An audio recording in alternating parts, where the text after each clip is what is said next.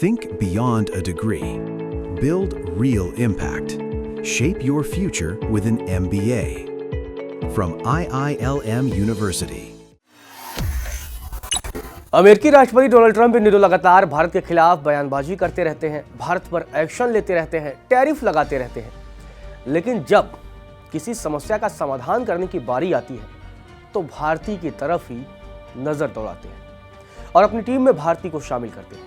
जी हां, ट्रंप अब गाजा में खुशहाली लाना चाहते हैं, शांति बहाल करना चाहते हैं। इसीलिए उन्होंने एक नई टीम का गठन किया है। गाजा के कल्याण के लिए अपनी टीम में डोनाल्ड ट्रंप ने भारतीय शख्स को भी शामिल किया है।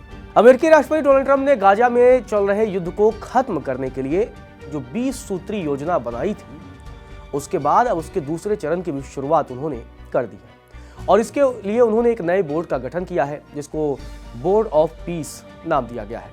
आपको बता दें कि बोर्ड की कमान 3 लोगों को दी गई है और खास बात यह है कि इसमें 3 देशों के लोग हैं। एक अमेरिका से है, दूसरा ब्रिटेन से है और तीसरा शख्स भारतीय मूल का है। आपको बता दें कि व्हाइट हाउस की तरफ से बाकायदा ये जानकारी दी गई है और बताया गया है कि नई टीम गाजा में शांति बहाल के लिए कदम उठाएगी और उसके डेवलपमेंट के लिए भी काम करेगी। तो बोर्ड में कौन कौन से सदस्य शामिल हैं, पहले उनका नाम आपको ग्राफिक्स के जरिए बताता हूं। बोर्ड में पूर्व ब्रिटिश प्रधानमंत्री टोनी ब्लेयर हैं, अमेरिकी विदेश मंत्री मार्को रूबियो हैं, ट्रंप के दामाद जेयर्ड कुशनर हैं, मिडिल ईस्ट के विशेष दूत स्टीव विटकॉफ हैं, अपोलो ग्लोबल मैनेजमेंट के सीईओ मार्क रोवन हैं और विश्व बैंक के अध्यक्ष अजय बंगा हैं जो कि भारतीय मूल के हैं। अमेरिका के डिप्टी एनएसए रॉबर्ट गैब्रियल भी इस टीम में शामिल हैं। ट्रंप ने गाजा पीस बोर्ड में भारतीय मूल के अजय बंगा को बड़ी अहम जिम्मेदारी दी है जो कि वर्ल्ड बैंक ग्रुप के अध्यक्ष हैं।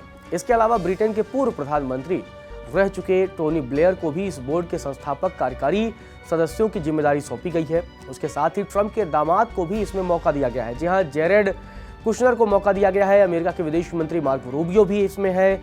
मध्य पूर्व के लिए अमेरिकी विशेष दूत स्टीव विटकॉफ भी इसमें शामिल है। व्हाइट हाउस की तरफ से इस पूरे मसले पर कहा गया है कि ये बोर्ड गाजा की स्थिरता और लंबे समय के विकास से जुड़े अहम क्षेत्रों की निगरानी करेगा। मतलब गाजा में जो कुछ भी वहां पर शांति लाने की कोशिश होगी, इसके बाद जो डेवलपमेंट के काम होंगे आगे बहुत कारगर साबित हों।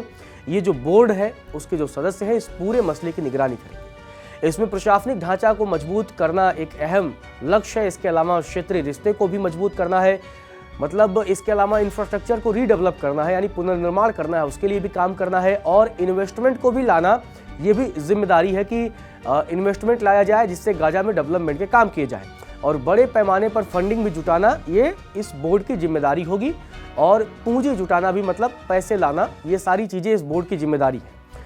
ट्रंप, आपको बता दें कि ट्रंप इसे अब तक का सबसे प्रतिष्ठित और महान बोर्ड बता रहे हैं। व्हाइट हाउस ने यह भी बताया है कि अमेरिकी मेजर जनरल जेस्पर जेफर्स को गाजा के लिए अंतर्राष्ट्रीय स्थिरीकरण बल का कमांडर भी नियुक्त किया गया है। मतलब वो सैन्य निगरानी करेंगे। ये बल जो है, आपको बता दें, सुरक्षा की बात करेगी, मानवीय सहायता पहुंचाने की बात करेगी।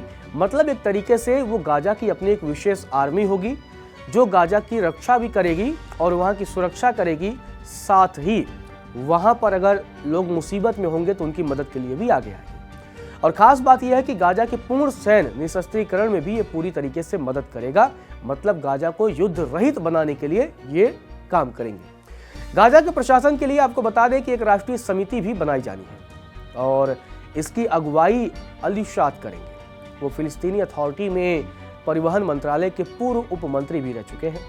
आपको बता दें कि हमास पहले ही कह चुका है कि वह ट्रंप योजना के तहत गाजा का शासन छोड़ने को तैयार है। मतलब हमास इसलिए तैयार है कि ट्रंप की जो योजना है उसके तहत वो गाजा का शासन छोड़ देगा।